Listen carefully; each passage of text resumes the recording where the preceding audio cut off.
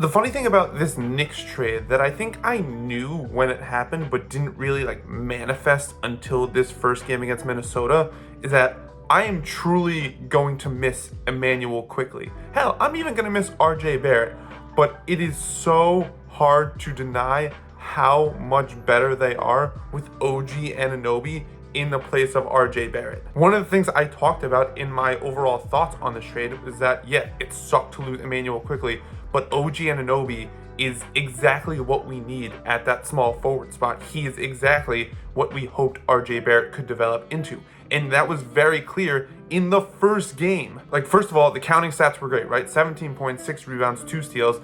OG was 7 of 12 from the field, 3 of 6 on threes. He was a team high plus 19 in 35 minutes before fouling out.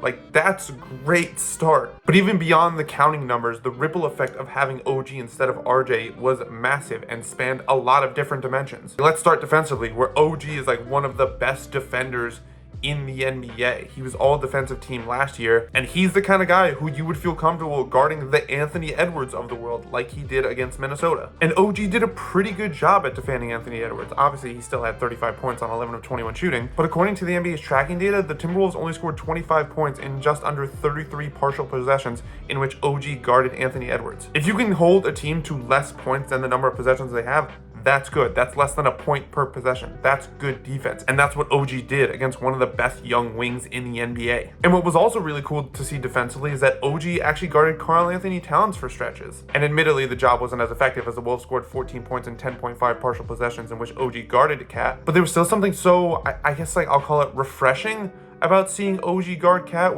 however the effectiveness was, because again, I love RJ, but that wasn't something he could do. He was more of a guy who could guard 2 and 3s, and again, not as well as OG, whereas OG can guard, honestly, probably every single position.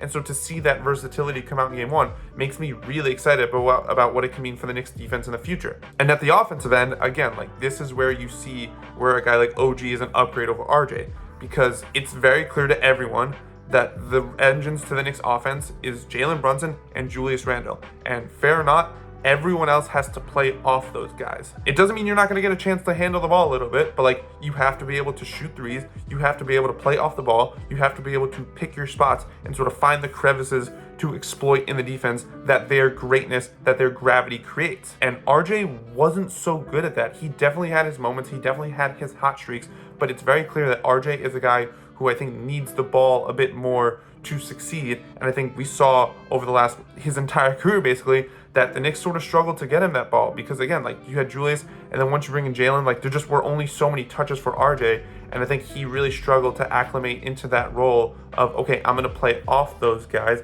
because he isn't as good of a shooter. I don't think he's as good of an off-ball cutter. I think he's really I need the ball, I'm gonna try and get downhill type of guy, and that wasn't really working when you already have 2 offensive engines. But OG is the exact opposite, 3 of 6 on threes, including a really timely one late in the 4th when Minnesota was coming back, and he hit one to extend the lead and really shut down Minnesota's momentum. That was beautiful. But then you also saw a couple of really nice cuts to the basket where OG took advantage of the empty space or didn't just settle to stand in the 3-point line. He attacked the defense, he found the crevices, he found real ways to play off those guys in ways that created really efficient looks. He got 2 dunks from just cutting off the ball. It was so great to see. And I think the real beauty of having OG Anunoby, and again, what you saw him do in his debut, both on offense and on defense, is that it really helps the Knicks settle into the identity that they want. Defensively, they want to hound you, they want to smother you, and now they have a guy who can really help you do that against the bigger wings, which I don't really think they had. And what's also great about having that guy at the defensive end is that it allows guys like Grimes and Hart to, I think, defend more of their natural position,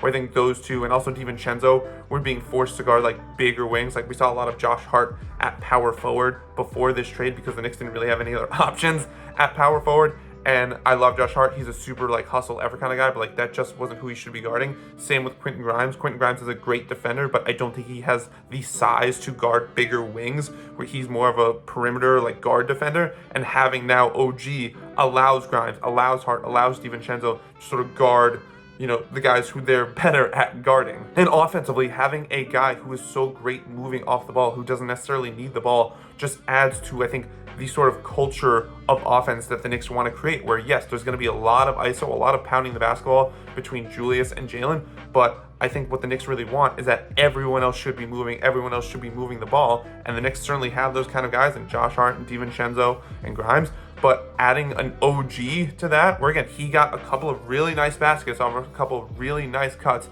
it adds to it, and you saw it.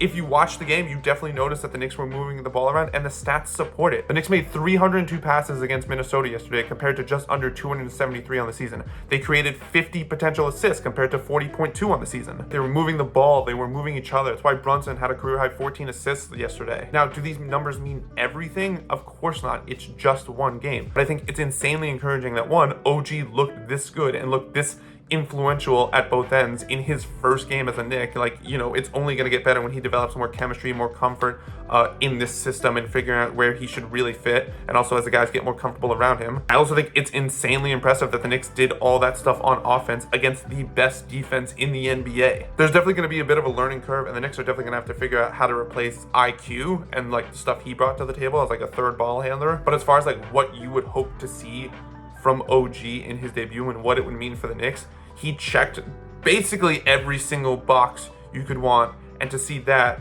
and to see how it also influenced his new teammates was really encouraging and makes me really excited to see how this new era of Knicks basketball plays out.